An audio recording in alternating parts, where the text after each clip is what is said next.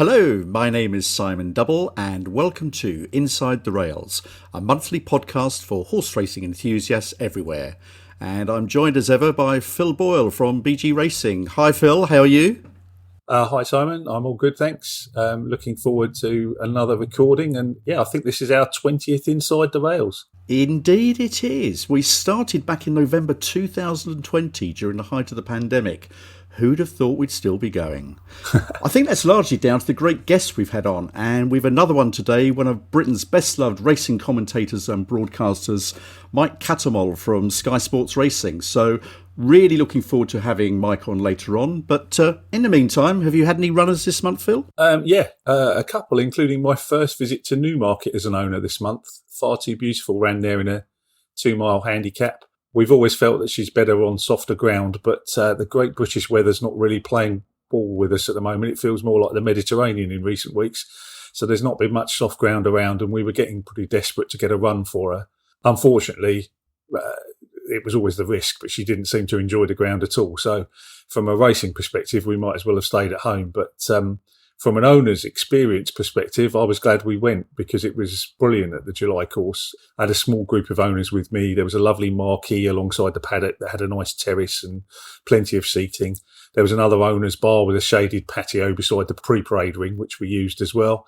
And we had a really good complimentary lunch. There were complimentary soft drinks on offer as well. It was an absolutely brilliant ownership experience.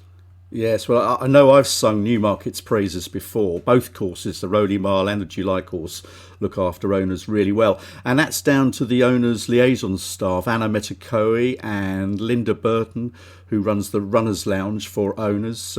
I'm sure Dancing in the Woods will be back at HQ again soon. But what about Dynamic Kate, your other horse? Yeah, she ran just after we recorded last month. So she ran sort of between us recording and the episode being released. We went all the way down to Foss Lass in South Wales. She came third, which was a good result.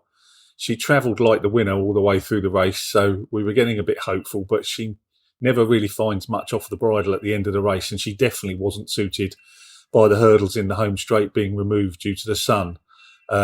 They got racing further out than we hoped that they would, and she was just unable to get past the front two. But it was a good result. Nice afternoon at the races. Although I could have easily done without the 6.5 hour drive that it ended up being to get to the course. That certainly wasn't a highlight. Yeah, so these long drives, they can seem to go on for an eternity, can't they? Particularly if the horse hasn't run well. But at least you were third, though. Yeah, I totally agree. It's a long drive home if you've had a bad run. But yeah, the good news was I had a couple of shareholders with me in the car, so at least we could have a chat and catch up a little bit. Anyway, tell me how the Solario racing horses have been getting on the racecourse since we last recorded.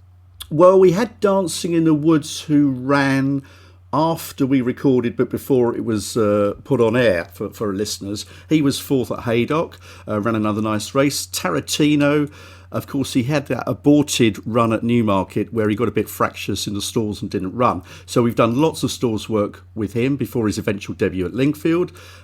He was a lamb. He went into the stalls as good as gold, came out nicely, ran a good race to be sixth. He was quite green, maybe to be expected.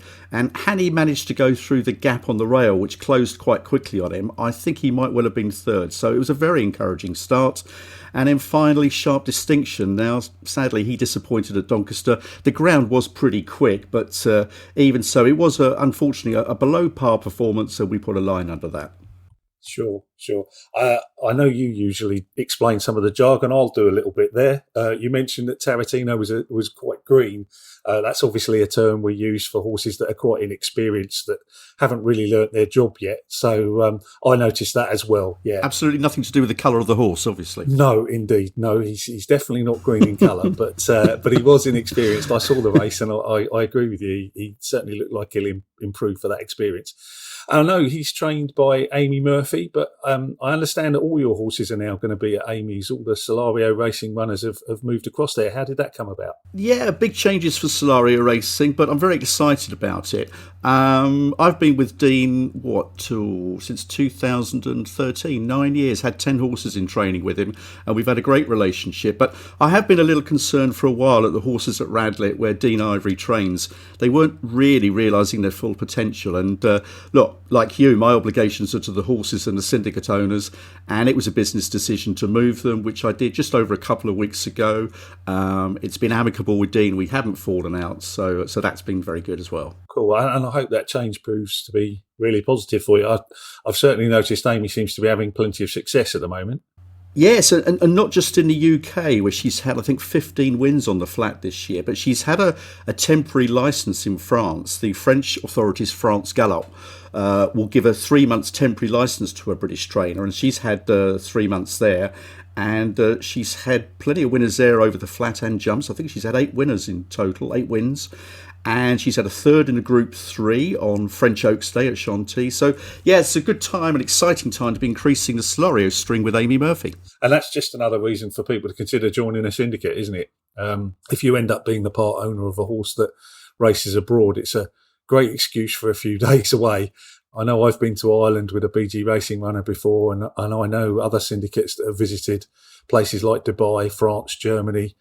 This year I even saw a syndicate in St. Moritz with their horses racing on the snow. There's some great opportunities out there.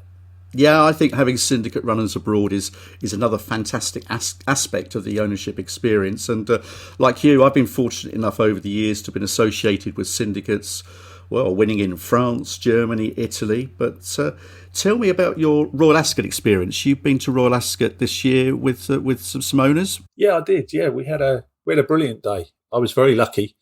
Somebody gave me 10 tickets in a hospitality area called the Villiers Club, which is in the centre of the course. That was on the Wednesday of Royal Ascot. We had loads of free food and drink. There was a brilliant atmosphere. We were able to stand right on the rail at the 2 furlong pole, watching the runners thundering by. Good views of the big screens. It was a brilliant day all around. Have you done anything with your shareholders this month? Well, I've got an open morning coming up at Amy's this coming Saturday. Opportunity for the owners who haven't been to the yard yet to meet Amy and to see the horses on the gallops. So no doubt also, I think I've got about 15, 16 people going. So it'll be a good morning, and no doubt the odd champagne cork will be popping. I've also got a trip to Windsor Races in July. They've got a racing rum and reggae night. So I've got a trip there for owners and friends and anybody who wishes to go along. But going back to Royal Ascot, Phil, it's my favourite flat meeting in the world, really.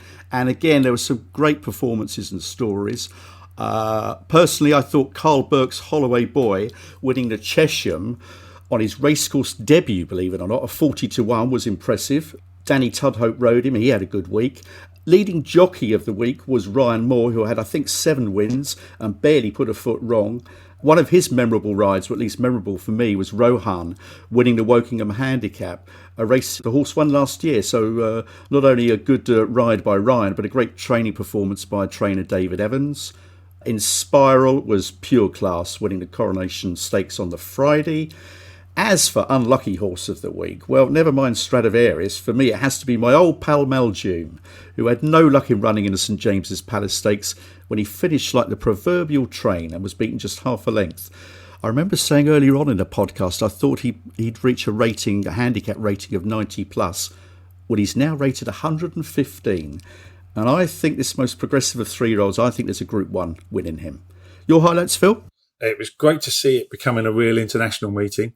And when those overseas raiders win races like Nature Strip did for Australia on the first day, that can only be good news for the future in terms of more trainers from more different places wanting to come over and take on the best of the British and Irish at Royal Ascot.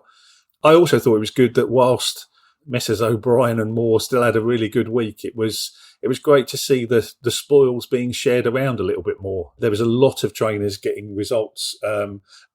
At Cheltenham, where I always go to the festival, we seem to see 75% of the races won by a few top yards. But at Ascot, they were coming from all over the country and all over the world, in fact. I think it was Thursday before one trainer recorded their second winner of the week. So we went right through Tuesday and Wednesday with different trainers winning each race, which is great to see. And then on the track, my highlight was in Spiral, who you mentioned in the Coronation Stakes. I thought she looked a bit special. I'm looking forward to seeing her taking on the colts and the older horses as the season moves forward. Well, that moves us nicely on to Frankie Dettori, who rode in Spiral to a very comfortable victory. She was the top 2-year-old last year, and she's proved she's trained on, which is lovely. Now, he did win on that horse, but by his standards, he had a pretty wretched week. And a rather public dressing down, I thought, by trainer John Gosden. And I was surprised at John Gosden being so public and personally found it all a bit unsavoury, although I appreciate it produces headlines. Your thoughts on the saga, Phil?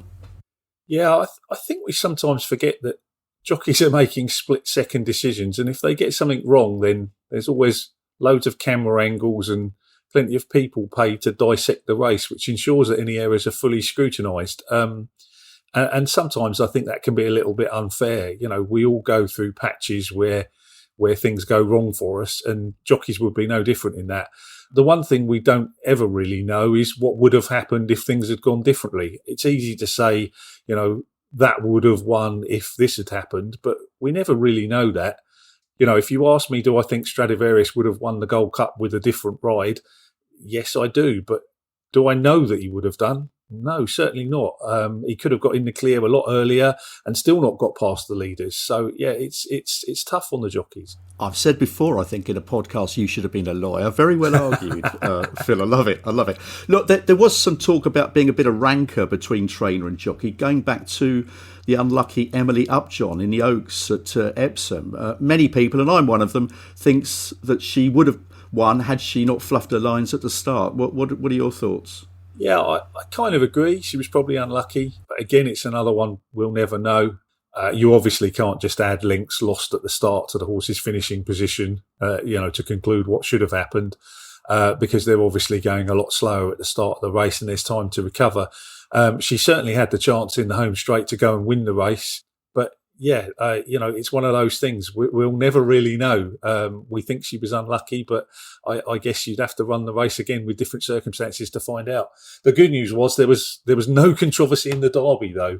An impressive winner. Your tip last podcast, Desert Crown, really came out well and was very impressive. Well, it wasn't the most imaginative of tips. He was favourite, and Sir Michael Stout made no secret about his regard for the horse, but the horse did win nicely, didn't he? Now, talking of the Derby, it was obviously the end of an era recently with the death of 9 times winning Derby jockey and 11 times champion jockey, the great Lester Piggott, the Longfellow, as he was known for many years. Now, Lester was truly a legend, and that word is overused, but he was a legend. Would he have won so many races if he was riding today, given the change in the whip regulations, do you think? Yeah, I think you're right about the use of the whip, and that's why it's very hard to compare one generation of any sportsman really with another. The landscapes they're operating in is very different. We've seen recently, Test match cricket, for example, it's being played in a completely different way to it was being played 30 years ago, and it must be very difficult to compare sort of batsmen and bowlers from different eras, and it's the same with jockeys. Lester was a standout jockey when I was getting into racing, and he's certainly one of the all-time great riders. I don't think that can be disputed. He was notably a man of few words, though. I'm not sure how he would have coped with the media commitments that current jockeys have placed upon them. Nowadays, riders are being interviewed before they get to the winner's enclosure, and I'm not sure how Lester would have dealt with that. I think he'd have been an interviewer's nightmare, don't you? But look, had he been riding in this era, he would have been interviewed at some stage by our next guest, commentator and broadcaster Mike Cattermole, who I'm delighted to say is on the line now. Hi, Mike. How are you? Hi, Simon. Yeah, hi, Phil. Yeah, I'm good, thank you very much. On the back of a great 3 days at Newcastle. Brilliant fun. Excellent. Well, look, we really appreciate you giving your time for us on Inside the Rails. I know you're a very busy man, which we'll hear all about now. So can we start off, Mike, by asking, how did you get the racing bug? What's the Mike Cattermole story into racing? Well, it began when I was a young lad, aged about 8 or 9, maybe, that sort of age. My father was very keen on racing. My dad, who passed away about 5 or 6 years ago now, Brian, he got me into it watching the Grand National. And it was, I remember thinking it was an incredible spectacle. He talked to me about all the fences and how it was different to any other horse race. And I was just completely smitten. Dad used to run in our neighbourhood, wherever he lived at the time. I grew up in Derby in Lincoln. He used to run a neighbourhood sweep. So there was always sort of an interest for all of us to get involved. But watching the race, I couldn't believe how exciting it was. And then along came Red Rum shortly after that. And that was me hooked, boys, yeah. That was sort of early mid-70s, wasn't it? Red Rum, I think, yeah? 73, 74, round about then. That's right. 73 was his first win. And I remember when he won his third in 1977.